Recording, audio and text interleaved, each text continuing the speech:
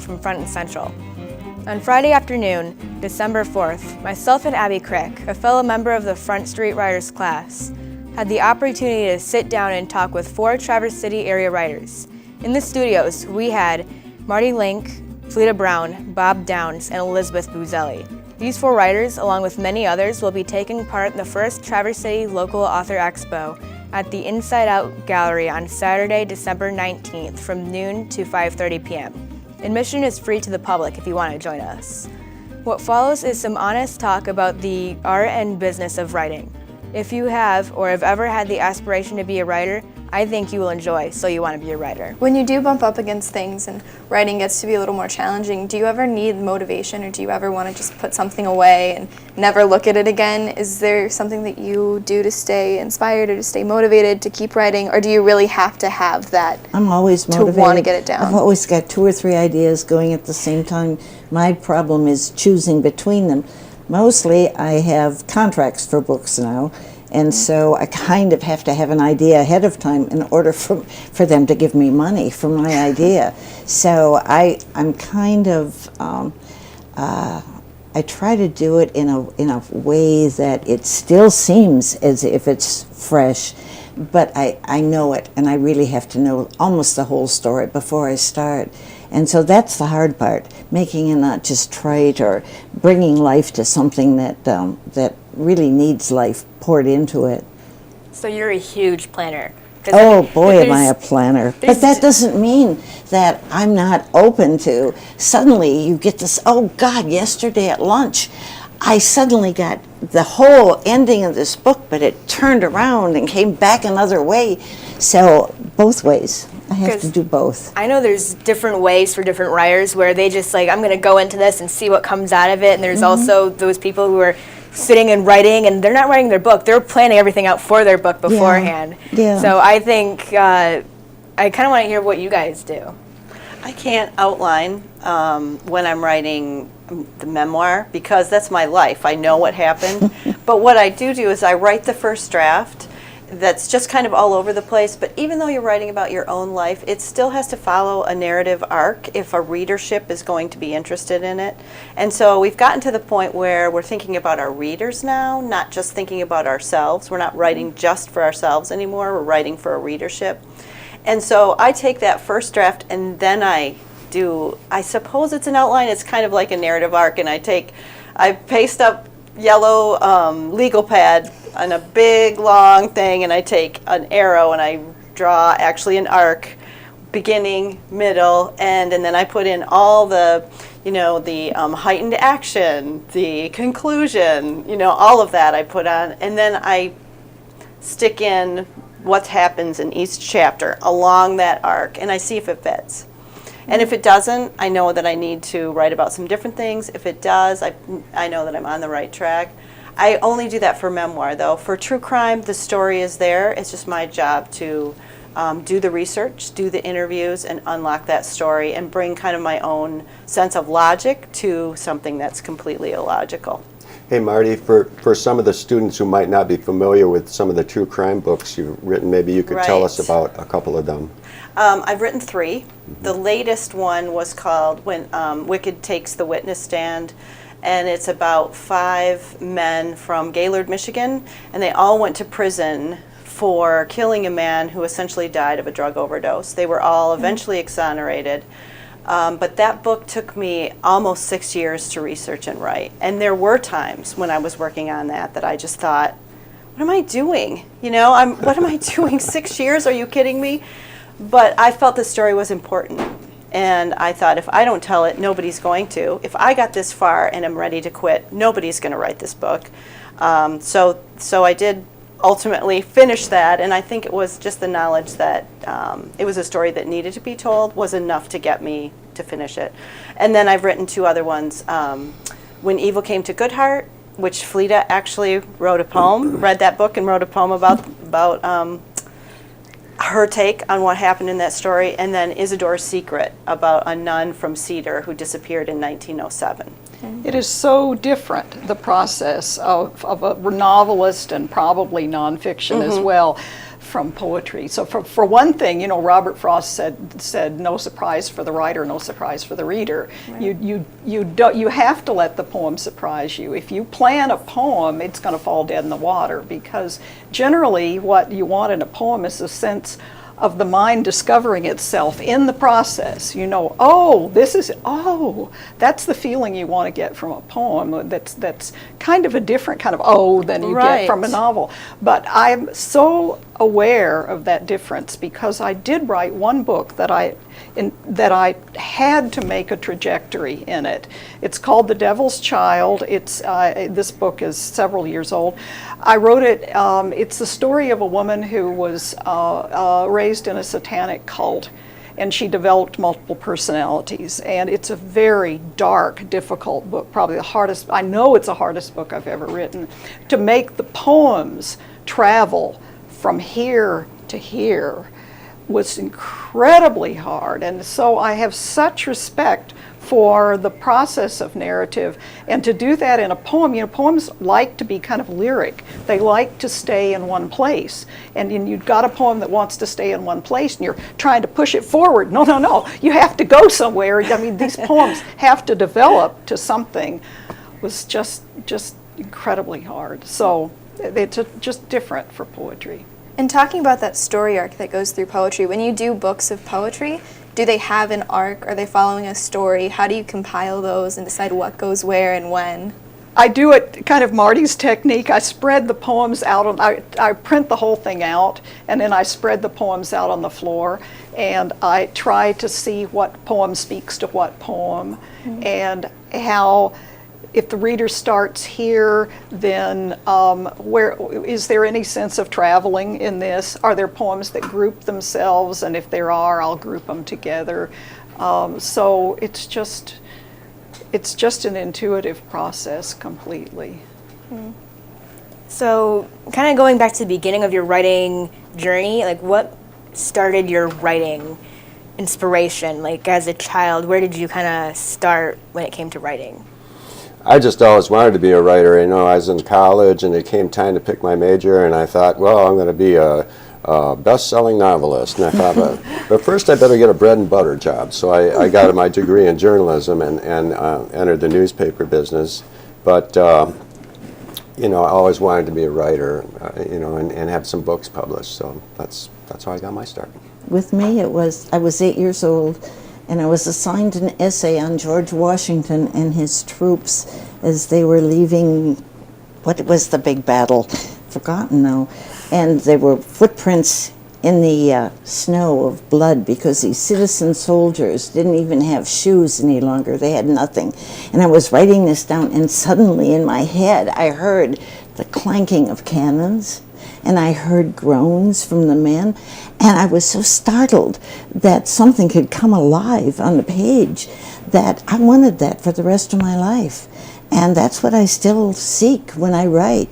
I want to be there. I want to experience it. I want to know what that feels like. I think that's part of the passion of being a writer. If you're not passionate about what you're going to do, and you're not willing to give for your art, for what you want to put on that page, then you probably should become, I don't know, a shoemaker. They're very necessary. They're very passionate too. Driveway sealer. My experience is a little bit like Bob's, because I was a newspaper reporter for a number of years before I started writing books. But as a kid, I was an avid reader, and I remember getting C.S. Lewis's Chronicles of Narnia for Christmas, and reading those books and not even engaging with my family, not really participating in vacation or with my friends or anything, and thinking, someday I want to make other people feel like that. I had such an experience reading those books. I want to make readers someday feel like that. And my practical nature took over at college, and I thought, well, I need to make a living. And so I also got a journalism degree and was a reporter for a number of years. So, I think I was writing poems in junior high. I was writing poems in high school. Just like everyone else, you write your little poems and you show them to two friends, and then you stick them in your drawer, and that's the end of that. But and it was the same thing. I knew I had to make a living, so I got a PhD so I could make a living, and I thought I was going to be a scholar. I figured if I'm going to get tenure, I need to do enough work to do that. So I published some other things before it looked like, lo and behold, somebody was going to publish my poetry book. So I was publishing a few poems here and there, but once that first book was taken, that was the end of my scholarly career, period. The end. I can do this, and so it turned in that direction. You talk about like keeping your poems like in your drawer for you. Is it ever a scary process when you publish, when you like put it out to the world, like past the editors? It's horrible. It is? It's even worse when you see somebody across, this happened to be on a train in New York, somebody was reading my book. And I wanted to get up and run. I wanted to hide under my seat. I thought, oh my God, she's going to know who I am. It was a terrifying experience. Those words came out of my head in the solitude of a quiet room, and here somebody's reading them. That was awful. Well, Stephen King says writing is telepathy. Oh, it is. You are putting your thoughts in someone else's mind. I know, what a horrible thought. That's what you're doing. I think for me with the true crime books, that is, I'm attached to those books because I worked really hard on them, but I felt proud when they were released, and I wanted people to know those stories, and I wanted people to discover what I had discovered in all those old dusty files and those court records, and I wanted them to take that same journey with me. With the memoir, that is what's difficult, because people don't just review your book when you write a memoir, they review you. They review your life. They criticize your decision making. And what was difficult for me was, on Amazon they wrote that I had bought the wrong breed of chickens. So that's the kind of criticism you get when you write about your life. But I have children. You don't live in just yourself. You don't just live in a vacuum. And so when that story came out, I knew that my children's friends would know what our life was like. The friends' parents would know. People who knew me only casually would know. And I was extremely personal in the first memoir. It's called Bootstrapper. I was really personal in that book. And so I had some trepidation about that being published. And yet, on the other hand, I was really proud of how tough my kids were, and so I wanted to share that with readers. So it was a balancing, and I'm still kind of going like this a little bit. And it's been 10 years since that year that I wrote about. My memoir still makes me nervous sometimes. It's right out there, and Driving with Dvorak, by the way, is the title. Yes. I'm very pleased with that book, and I'm happy it's out there, and I don't feel bad about having it out there. It's just that it's the most, it's very open, and that was tricky with family. This is a whole issue, when you're writing about your family and they're all still alive and kicking and so on. But I tried to negotiate that the best I could. And with poems, I don't know, I guess it's been so long, and I've been doing this for so long, that I now feel, I don't know at what point. I can tell you the first poetry reading I ever did, I was sick to my stomach all day. It was just agonizing. But eventually now it feels like if it's a good poem, then I've developed a split between me and it. It's a thing, it's an object, it's done. And it may involve my life, but it's not it's not me anymore. It's that object that I've finished, and so I feel more separate from it. You are the writing, but the writing is not you. Yeah. It's definitely, you kind of need to have that mindset because, I mean, it is a part of you and it's very raw and it's real, regardless of whether it's fiction or it's nonfiction. So I think it's really empowering just to hear that because it's a part of being a writer, and I don't think too many people who don't really live in that action and in that mindset that they really realize that these things are raw and powerful, and it doesn't always have to be something that's just so far off in the distant future or anything, because it's very, I don't know, it's just, it's out there. Everyone reads it, and even if it doesn't feel like it's anything, it is something. It's, I don't know, I just really like the whole, I'm just rambling. Yeah, maybe you could introduce the turkey here. Who is this guy? This is Norm. He is our mascot for Front and Central. Oh, so he's cool. a prairie chicken. He's actually the instructor, Jim Filkins. This is his prairie chicken, Norm. Okay. He's an excellent Been listener. wondering that all this Yeah. time. Yeah. To get back to what you were saying about you've got to separate yourself from your work. The thing is, I think there isn't one person here who wouldn't agree that any fiction I know, I'm in there. That's my life. Those are people that I've met in some way, and I always hope they don't recognize themselves. And it's my words, it's how I think. When I put that book out there, that's still a part of me, even though it's not a memoir. It's something that I've created out of my life. And this is the only clay I have to work with is my life and the people who've come into it. So anything is personal. Well, And by the time if you're actively writing and you've been doing it for a while, by the time something is published or you're giving a reading, back at home, you're working on something completely Right. Oh, different. yeah. Right. So you're It's done. separate from that work that you're actually performing. You know, that you're past that. You're beyond that. You're onto something different. Can you even remember them? By the time the books are out and I'm out pushing these books, I don't remember the characters. I don't remember the story because I'm 2 books beyond. So that's I remember tough. them, but I don't have the same. They No. don't have this. It doesn't have the same immediacy. Yeah, yeah. Okay, we're gonna have one final question, and what advice would you give to kids who are aspiring writers who are still in high school and really have this passion? Write a good book. Write a good book. Don't ask your friends because your friends are going to tell you it's wonderful. My husband says everything's wonderful that I write, and I know he only says it to shut me up. So just write a good book and give yourself plenty of time. It's not going to happen right away.